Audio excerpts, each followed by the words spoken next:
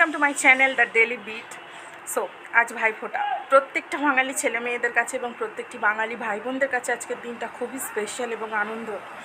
আজকের দিনে নানান রকম খাবার থেকে শুরু করে নানান রকম গল্প থেকে শুরু করে আড্ডা অনেক কিছুই চলে ভাই বোনদের মধ্যে, আজও চলবে এবং প্রত্যেক বছরই চলে।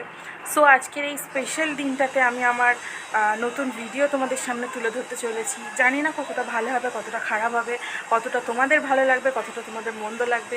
তবুও যদি তোমাদের আমার ভিডিওটা ভালো লেগে থাকে প্লিজ সাপোর্ট করো, প্লিজ আমাকে সাপোর্ট করো, যাতে আগত দিনেও তোমাদের জন্য নতুন ভিডিও এবং ভালো ভিডিও আমি তোমাদের দেখাতে পারি। সো চেষ্টা করেছি, জানি না কতটা কি সার্থক করতে পারবো বা পারবো না, তবু তোমরা প্লিজ দেখো ভিডিওটা লাস্ট অবধি আর আমাকে প্লিজ সাপোর্ট করো। সো চলো দেখা যাক।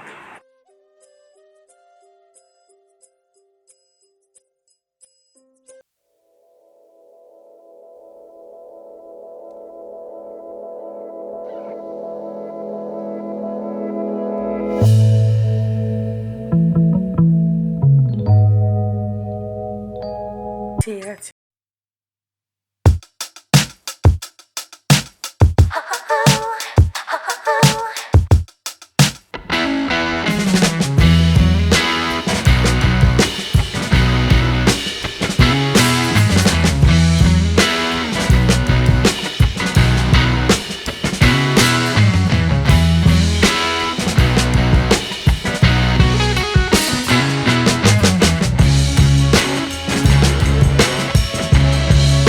এই কাজটা সেরে ফেল। ভাইফোঁটা দেওয়ার সব সাজ সরঞ্জাম রেডি, এবার ভাইফোঁটা দেওয়ার পালা। সো চলো।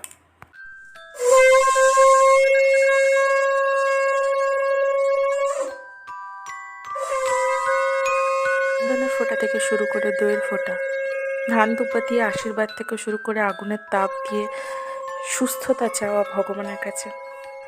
ঠাকুর যেন প্রত্যেকটা ভাই বোন এবং প্রত্যেকটা মায়ের সন্তানদের এইভাবেই ভালো রাখে, সুস্থ রাখে। যাই হোক, আমার দিদি মানে জেঠুর মেয়ে, ও শ্বশুর বাড়ি থেকে আসতে একটু দেরি হবে বলতে আমি ভাইকে ফোঁটাটা দিয়ে দিলাম সকাল সকাল। ও পরে এসে ফোঁটাটা দেবে। একটু লেট হয়েছে ঠিকই, কিন্তু দিদি চলে এসছে। এবার ও ভাইকে ভাই ফোঁটা দেবে। বাট এটা কি best photo of the year.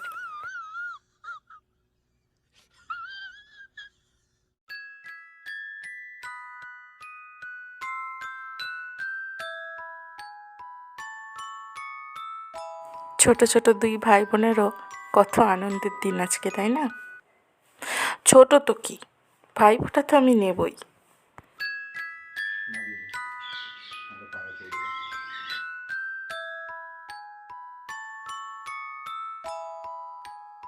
Special দিনগুলোতে মাছ মাংস তো হয়েই থাকে, কিন্তু স্পেশাল দিনে আজ মা একটু অন্যরকম কিছু রান্না করলো। আমি এই রান্নার রেসিপিটা মানে সবজির খোসার ভর্তা, এই রান্নার রেসিপি তোমাদের সাথে শেয়ার করছি। যদি তোমাদের ভালো লেগে থাকে অবশ্যই কমেন্ট করো। তো চলো রেসিপি দেখা যাক।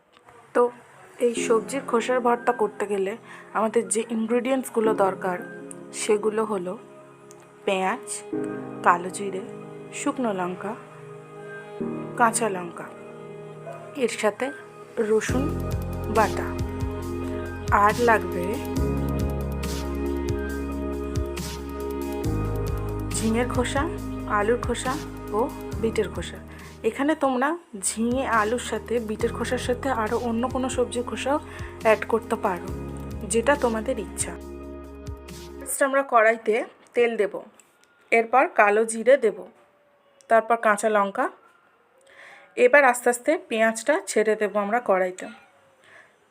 পেঁয়াজ দেওয়ার পর হালকা হাতে নেড়ে নেব। নাড়তে নাড়তে আমরা এটা লক্ষ্য রাখবো যে পেঁয়াজটা হালকা সোনালি কালার আসছে কি না। যখনই দেখব হালকা সোনালি কালার এসে গিয়েছে তখন এক এক করে সবজির খোসা আমরা কড়াইতে দেব। ফার্স্টে আমরা আলুর খোসা দেব, কারণ আলুর খোসাটা সেদ্ধ হতে একটু বেশি টাইম নেয়, তাই ফার্স্টে আলুর খোসা। এবার নাড়তে নাড়তে হালকা ভাজা ভাজা যখন হবে তখন ঝিঙের খোসাটা দিয়ে দেব। ঝিঙের খোসা দেওয়ার পর দুটো একসাথে মিক্সড করে নাড়তে থাকবো।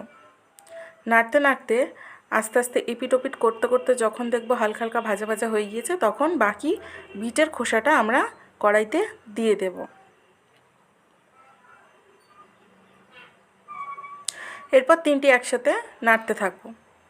যতক্ষণ না হালকা ভাজা হচ্ছে ততক্ষণ আস্তে আস্তে নাড়তে নাড়তে যখন দেখবো হালকা ভাজা হয়ে গিয়েছে, তারপর এক এক করে চিনি, লবণ এবং বাকি রসুন বাটাটা দিয়ে দেব।